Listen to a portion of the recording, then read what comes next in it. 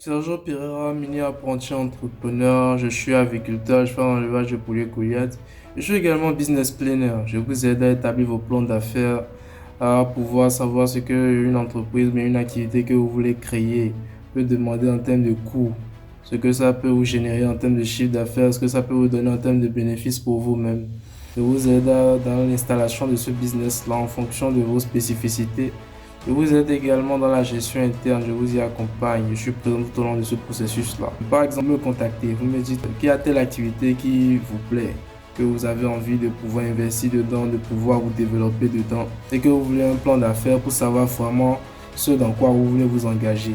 On discute, et vous me faites comprendre que ce plan d'affaires a pour but d'aller obtenir un prêt bancaire. Je vais juste donner deux choses qui peuvent sérieusement vous ralentir. Le fait d'aller, par exemple, demander déjà un prêt à la banque, ça veut dire que vous avez des garanties à donner. Si je parle sur le fait que vos garanties sont des terrains, par exemple, le terrain en question, il va falloir l'évaluer à nouveau. Qu'est-ce que je dis pas évaluer? Même si vous avez le titre foncier, il faut que vous puissiez, en français terre à terre, confirmer toutes les données, c'est-à-dire est-ce que effectivement vous êtes le propriétaire du terrain? Est-ce que effectivement le terrain que vous avez a les dimensions qui sont sur le titre foncier? Est-ce que l'emplacement est le même? Et tout ça, la banque va vous demander d'aller voir un expert des travaux publics pour le réaliser. Quand vous partez sur juste de petites surfaces, on peut vous demander banalement 500 000. Juste de petites surfaces. Je ne parle même pas encore de petites surfaces avec de grosses constructions. Donc imaginez vous-même déjà. Et maintenant, ça c'est un premier élément.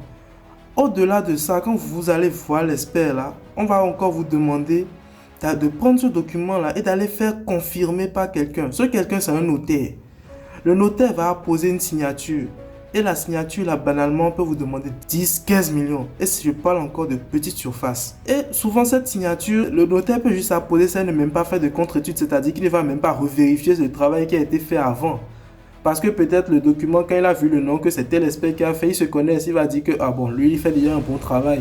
Donc, il n'a même pas besoin de vérifier, déposer le truc, il va vous dire de repasser peut-être dans une semaine et il va signer, simplement.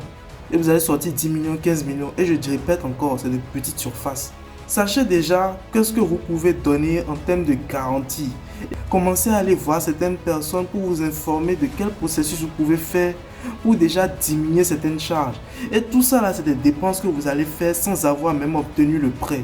C'est des dépenses que vous allez faire et quand vous allez finir, la banque va vous refuser le prêt. Donc, ça, voyez comment ça peut être lourd pour vous.